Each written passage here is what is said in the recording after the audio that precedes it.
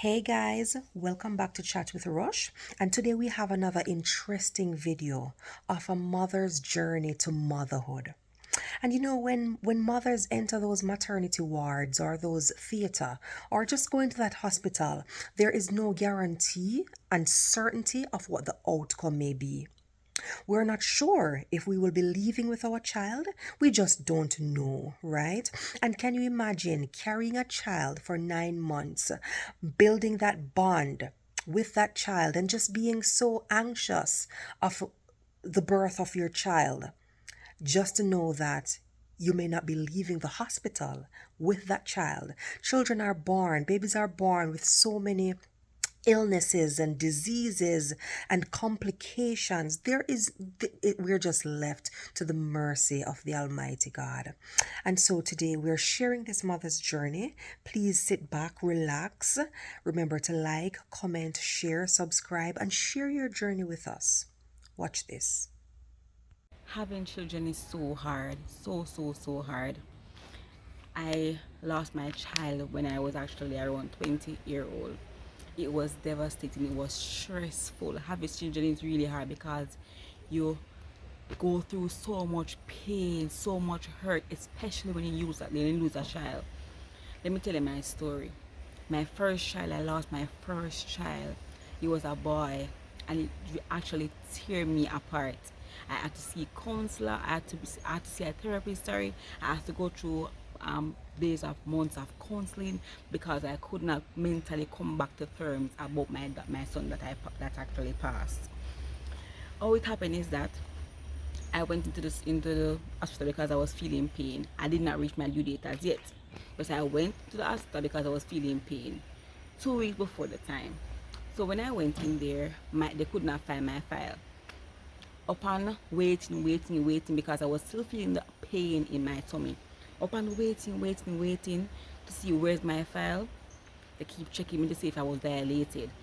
But truth be told, I cannot dilate it any at all because in my docket you would know that I should be scheduled for a C-section. But because my docket was nowhere to be found, it was not able for me to go and do C-section. I was there feeling the pain, the agony, the stress, the pressure on my tummy. While I was there, and the doctor, the last time he checked me, he was checking my tummy to see if the baby's heart rate was going down. It was okay. When he checked me, baby heart rate was going really down.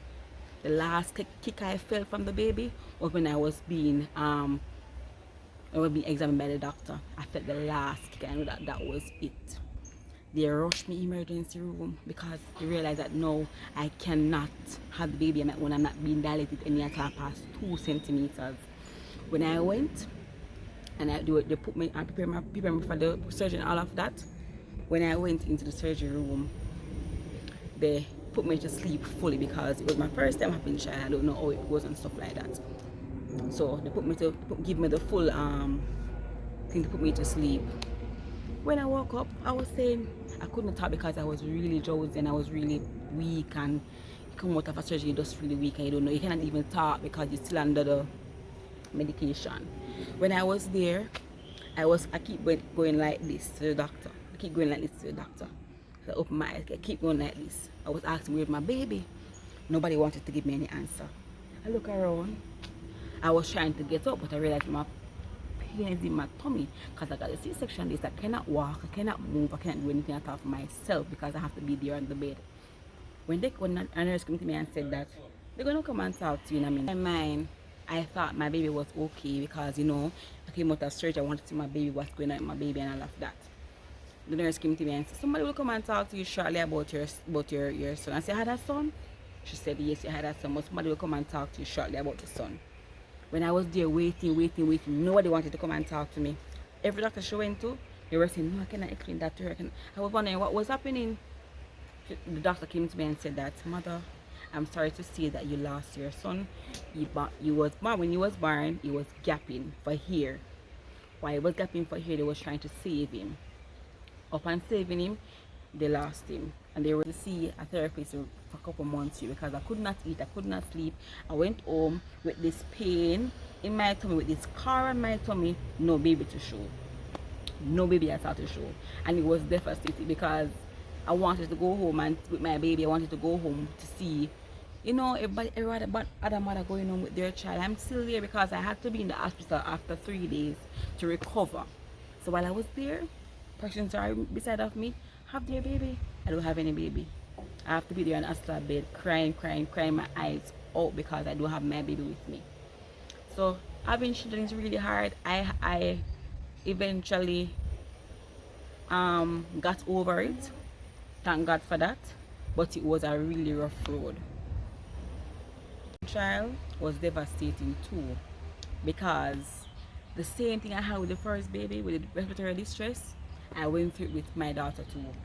And I'm telling you, I almost lost her in the midst of having her, and I almost lost myself because when I was in the hospital, I went in there booking to get a date to go and do surgery. Before that date, I started feeling pain again. Same pain I was feeling originally. And they said, alright then, emergency room. When I went to the emergency room, this time I didn't get the full thing to put me to sleep. I got the epidural.